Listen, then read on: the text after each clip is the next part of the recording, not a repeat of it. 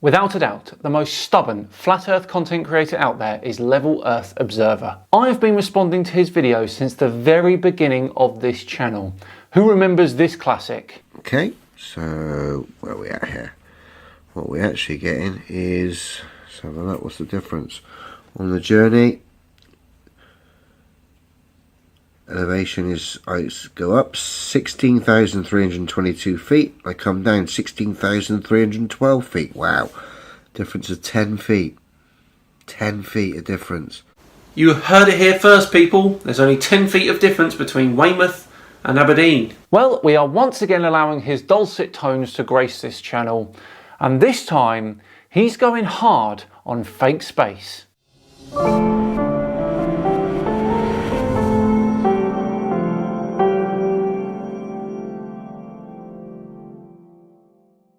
Hello all and welcome along to another episode of Flat Earth Friday with me, Simon Dan. Thank you very much for joining me. Before we begin today, a huge thank you to the sponsors of today's video, Established Titles. Established Titles is a project based on a historic Scottish custom, where landowners are referred to as lords or lairds and ladies in English. Title packs give you at least 1 square foot of dedicated land on an estate in Ardale, Aberdeenshire in Scotland, and you also get an official certificate with a crest, like this one. And the certificate you get features a unique plot number down here, and you can go and find out the exact location of your land. But of course, one of the things I love most about Established Titles is that they plant a tree for every single order they receive, in an attempt to support global reforestation efforts. It really does make a great last minute gift, and they even come in couple packs where you have an adjoining plot of land. And the icing on the cake is you can change your name to Lord or Lady. Get it on your plane tickets, your coffee cup, whatever you want. Personally, I've changed my name on my wife's phone to Lord Dan. Let's see if it works.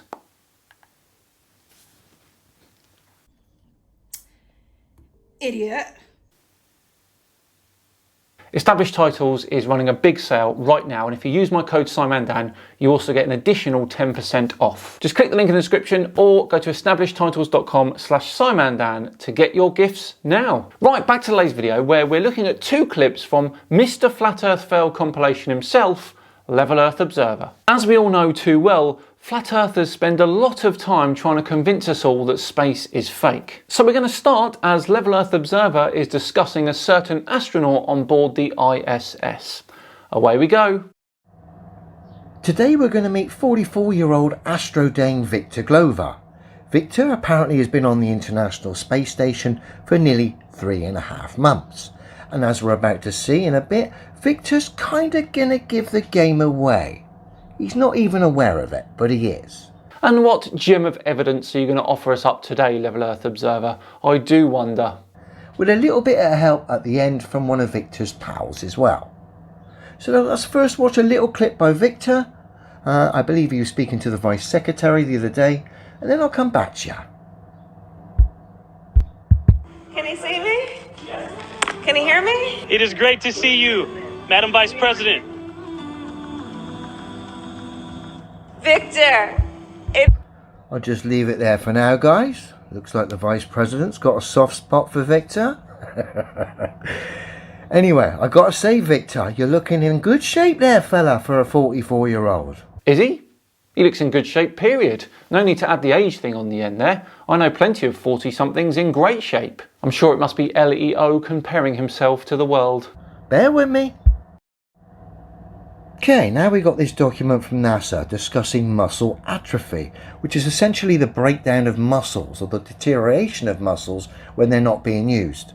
Prime example would be an astronaut in a weightless environment on a space station like Victor. Pause it to have a look. I'm only interested in the bottom 2 paragraphs.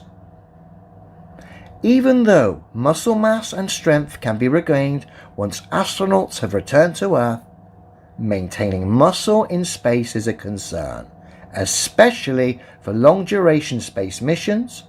The only way to minimize muscle atrophy in space is through intensive exercise, particularly strength training exercises combined with an adequate diet. Now, if you haven't already realised this, I think the direction that Level Earth Observer is taking this one is pretty obvious. Something along the lines of, if that's the case, then why does Victor still have muscles? Let's find out.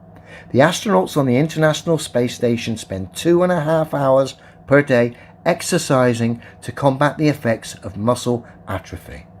But remember the paragraph above, the only way to minimize muscle atrophy. So they can only minimize the deterioration of their muscles by training 2.5 hours a day, okay? They certainly can't maintain muscular physiques. But does it say that, Level Earth Observer? What if you trained longer than 2.5 hours each day? Would that help? Like our mate Victor, the glamorous astrodame. This is what happens with muscles when they deteriorate over time, when they're not used, like what would happen in a weightless environment. I'm not disputing these astronauts train, but think about how long Victor would have to train to remain buff, like he is, all muscular and healthy. Probably more than 2.5 hours each day. And let's not forget, Victor was probably quite muscly before he went on the ISS. It's not unreasonable to assume that he may still look muscly, despite the small amount of atrophy. Now here's a picture of Victor before he left the International Space Station. Left for the International Space Station, I'd say. Okay? With his fellow colleagues here, his fellow astrodames. Here he is on the space station, nearly 3.5 months later. Bearing in mind, when you're in your mid-40s, it's not easy to stay in shape and keep muscular and keep fit. It requires incredible discipline. Discipline like this, you mean? Maxwell Station on Space to Ground 3. Can you give me the numbers of the plants that I sampled last time? The leaves are pretty hidden now, so that way I can verify the right ones. Additionally, Victor had an interview once whilst he was on board the ISS with none other than Mr. Tom Cruise. Tom asked Victor what the hardest thing to do was whilst on board the ISS, and Victor replied with spacewalks and went on to say this: "But it's also very physically demanding. You're moved around a suit that can weigh with your body as much as 1,000 pounds, and you very rarely use your legs. It's like running 2 marathons but on your hands the whole time. Your hands and fingers are very sore when you're done with this. And so that's the most physically challenging thing." Imagine the effect that that sort of thing is going to have on your arms. Excellent diet, lots of hard training. But it would seem, strangely enough, Victor looks healthier and stronger and seems to have been doing more training since he's been in space. Rather than deteriorate, it's almost like Victor's been to a health spa. Sorry, you might want to choose people that deteriorate given the stories you tell us, rather than people that seem to get more and more muscular, more and more healthy. It's as if Victor is playing his part in a political pantomime blended with a heliocentric space pantomime. Dear oh dear, these people can't keep their stories straight. Now, in the same interview, Victor also said this: "Not at all. By the time we went out the door, I felt stronger actually, and over my mission I did lose a little bit of bone mass. I lost about 2% of my bone mass, and they say I'll have that recovered in about a year. Muscle mass I actually gained. So I told you I lost 2 kilograms in the first 2 months. At the end of the mission though, after the complete 6 months, I was 4 kilograms heavier, so I gained back that 2 and then put 4 more on. So I came back with more muscle mass than I launched with." You really need to research the characters you're trying to dismantle, Level Earth Observer, before you make a video. They can. So if that wasn't bad enough, Victor and his training regime giving the game away. Rather than deteriorate, Victor looks a muscular picture of health. And he really does give the game away. So we thank you, Victor, for intensifying your training program at your villa, or wherever it is you're staying, your pantomime villa, because you look much healthier, much stronger, much more muscular, having been in space for 3.5 months, which is bizarre, me old mate, considering most of your muscles most of the day aren't even engaged. Which is why he works out so much. Couple that with the spacewalks he was talking about and you can see why.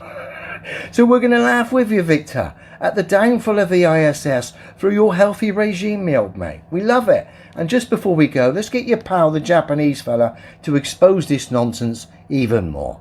Bear with me. Now here's Victor's mate, the Japanese Astro Dame Noguchi, giving it away even more, this time with a harness. We had Victor give it away with his health regime. We got Noguchi giving it away with his clown show harness. Let's have a quick look at this old video of mine.